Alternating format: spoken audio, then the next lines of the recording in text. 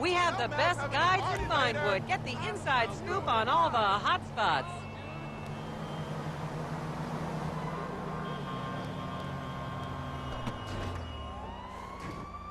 As I am contractually obliged to say, buckle up, everyone. It's showtime.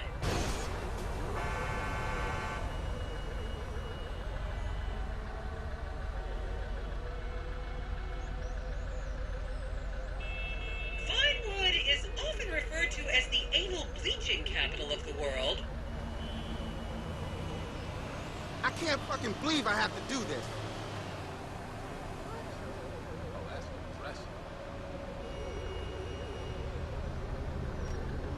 On your right, you'll see the world-famous Gentry Manor Hotel, a legendary party hangout for actors and rock stars and people trying to have sex with actors and rock stars. Built in 1921, it's been the scene of some classic Vinewood scandals over the years. One of my personal favorites was Al DiNapoli's overdose in 2002 after a chimpanzee blasted an 8-ball up his rear door with a water pistol. Fantastic! They say that on any given day there are at least 2 dead party girls in the trash cans round back. Isn't that great? Okay, smartphones at the ready, celeb spotters. We are now approaching the legendary nightclub, the Dungeon Crawler. Opened in 1996, the club is famously owned by actor Bruce Spade, who has a custom-built elevated VIP table so that he looks the same height as everyone else. It remains one of Vinewood's hottest night spots for the rich and famous to do drugs and date rape impressionable fans. Play your cards right, and that could be you! The Dungeon Crawler was in the news again recently when comedian Morgan Chester allegedly ran over a doorman in his SUV for not laughing at one of his jokes. Oh, and now a treat for you closet glam rockers on board. We're coming up to the infamous Tequila Law Bar. Back in the day, this was a restaurant run by the mob until it got shut down over the Adam's apple in the soup controversy of 1982. It reopened as the Tequila Law Bar in 1983 and soon became a mecca for hair metal bands and fans from across the country. It's rumored that the Love Fist song Dangerous Bastards was written about a night they partied here on Mescaline with some transgender twins. Hey man, don't forget to call me later!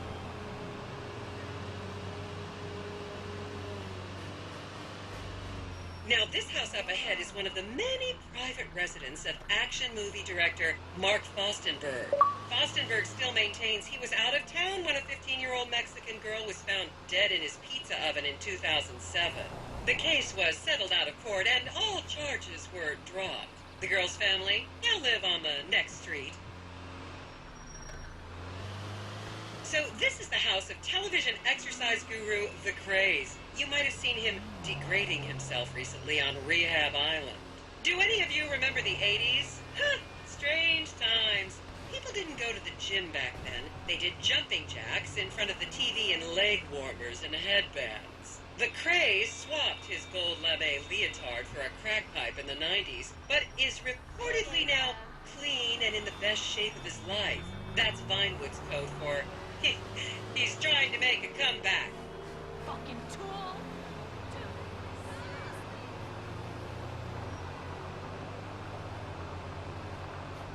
This is the home of celebrity wild child Martha Turm. Daughter of 70s comedy star Joni Turm, Martha spent her teens partying on booze, her early 20s partying on coke, and her mid-20s staring at her shoes on heroin. Her tell-all autobiography about the difficulties of growing up really rich in Vinewood only sold 30 copies last year.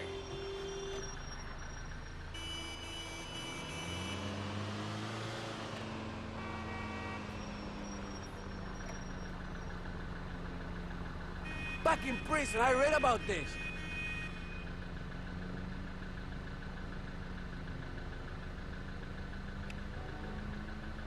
That's pretty impressive.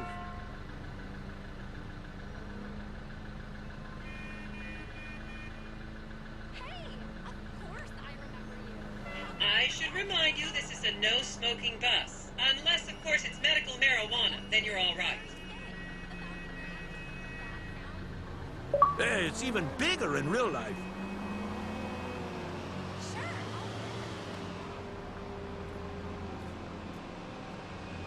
Man, I wish I had the rights to that. Just up ahead is another place to see and be seen in Rockford Hills, the Richmond Hotel. An iconic entertainment industry hangout, sleazy producer types have been promising to make young girl stars here for over 100 years now. Not gonna lie, I did some shameful things in that lobby bar in my youth, but I've put that period of my life behind me now.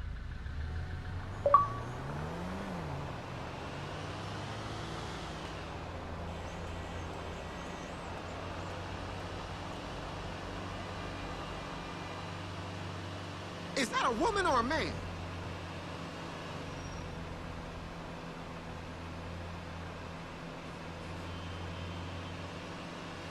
I was a member of the jury in the 1991 movie Last Will and Testament. They cut my line.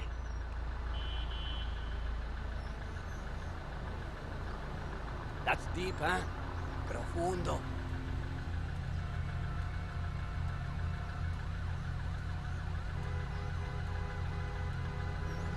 This tour costs too much.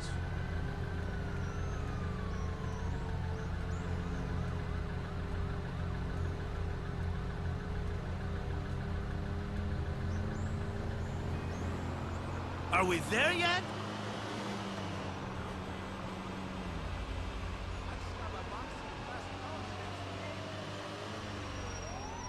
Here you can see the landmark Weasel Theater, which was opened here in Morningwood in 1930. Some of the biggest movies in history have premiered at this theater, including Blue Blood, Shoulder of Orion, and The Many Wives of Alfredo Smith. You might remember the controversial premiere of the gladiator comedy Lions and Donkeys in 1984, when star Chip Hampton walked up the red carpet with two slaves in chains.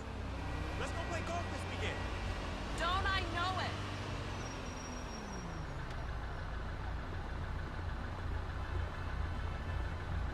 Is everyone having fun?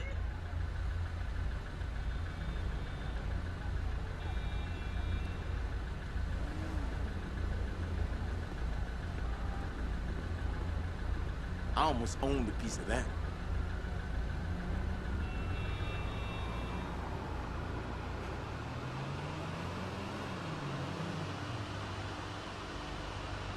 Did George Washington sleep there?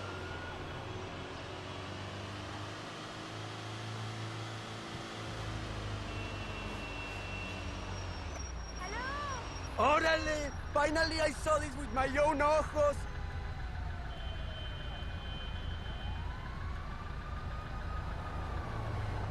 Count yourselves lucky, my prescription just got renewed this morning.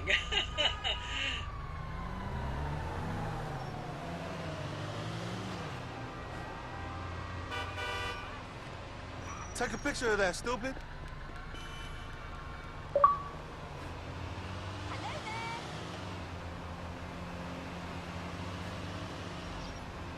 And now to our left, ladies and gentlemen, is the famous Richard's Majestic Studios. The product placement for classics like Nelson and Naples and Rum Runner, and the not-so-classics like Vinwood Zombie and Shoulder of Orion 2 was shoehorned into the final edits right behind those very gates. Everyone has a favorite Solomon Richards movie. An American Divorce really helped me through a difficult time when I was bankrupting my first husband. Oh, come on, don't people in the Midwest watch movies? You must have seen Defender of the Faith. No? Wow, tough crowd.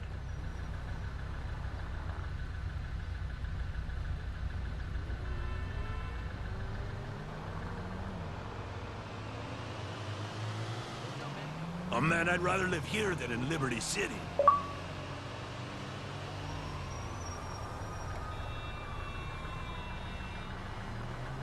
I know this area. I closed on a deal here.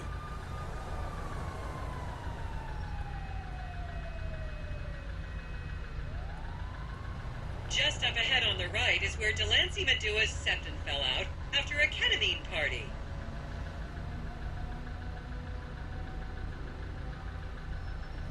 So far, I've counted 32 pairs of fake tits.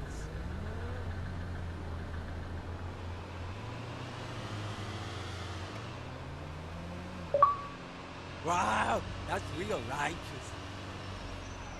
How the heck are it, Brad.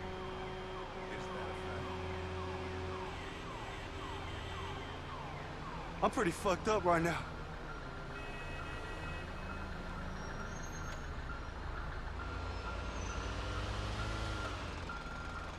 Remember, these people are rich and beautiful. That makes them better than us.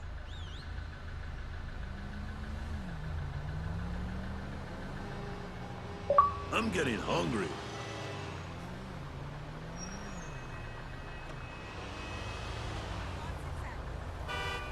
Dude, seriously? Where can anyone else see this? Talk about a bad investment. Okay, people, get those cameras out. This is Portola Drive. You won't get a better chance to spot a celebrity in its natural habitat. As you can see, the recession hasn't hit this part of town very hard. These are some of the most offensively high-end designer stores in the country. And now, some fun trivia for you. There have been a number of movies shot on Portola Drive, mostly awful ones about rich idiots, including the blockbuster 2005 romantic comedy, Shoe Whore. It's credited with sending women's rights back 50 years. The store we're passing now is where British star Charlotte Crown was caught on film in the changing room, eating and purging the same burrito over and over again, just like a dog. This is the Epsilon Center. Anyone with red hair, please cover it for your own safety. If you really want to meet a famous celebrity, this place is packed full of them. Take an introductory course. It changed my life. Kifla!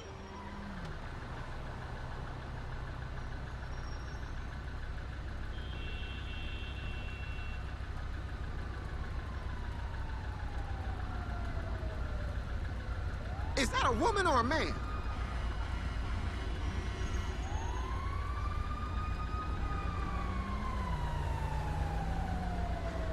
Keep those cameras out and fingers on the trigger. Celebs are skinny and fast.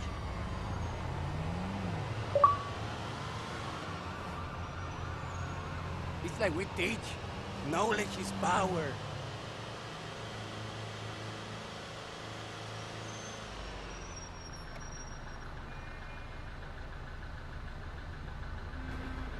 How long does this thing last?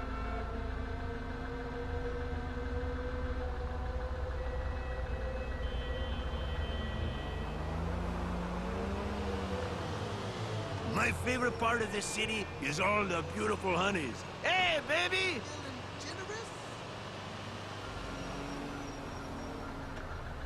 To the left, you'll see a spot where a pizza boy claims that Play PG Jackson asked him to remove his shorts.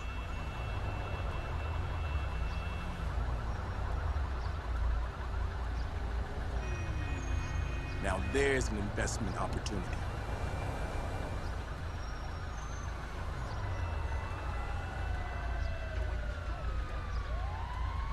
God, the people in this town are so fake.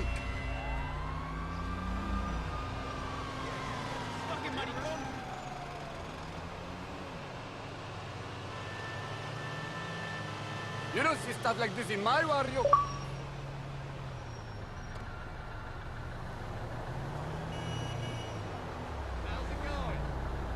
You'll recognize this stretch of road from those videos of Jill von Krastenberg with the Romanian shotgun team.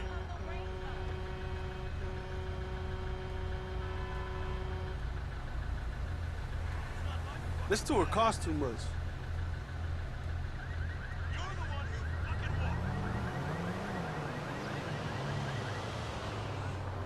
Are we there yet?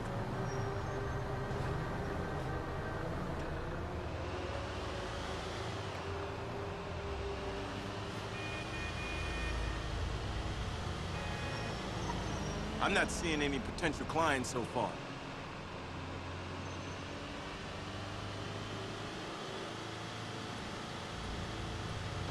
Don't you just love people you've never met and would have you arrested if you came within 10 feet of them?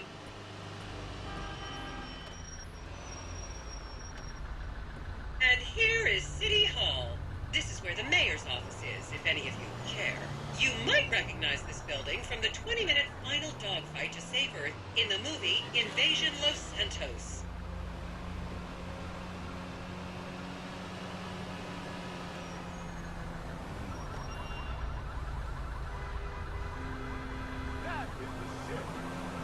give a shit. I'm not looking.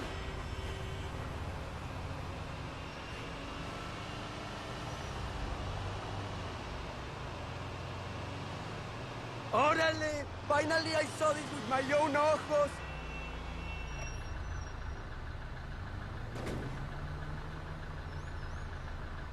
Take a picture of that, stupid.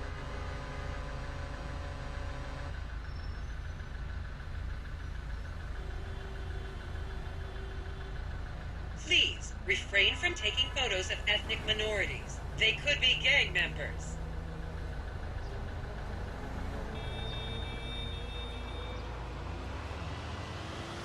Hey, it's even bigger in real life. I'm really excited. Yes, of course I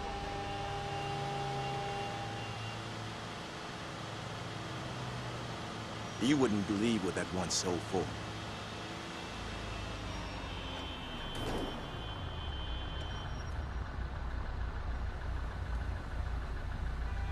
Blah, blah, famous. Blah, blah, landmark.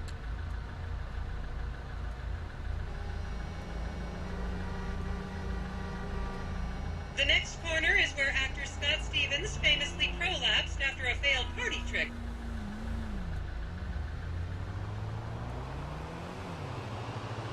As a little batito, I always wanted to see this.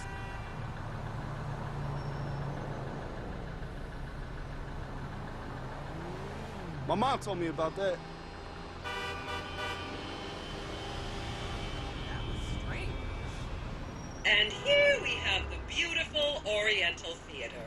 Riots broke out on the theater's opening night in 1928 as desperate fans tried to get upskirt shots of the legendary silent movie star Miriam Turner, much like you're doing today, except with really heavy cameras. My daughter tells me it isn't politically correct to say Oriental anymore, but considering some of the other common terms for Asians in the 1920s, the name could have been a lot worse.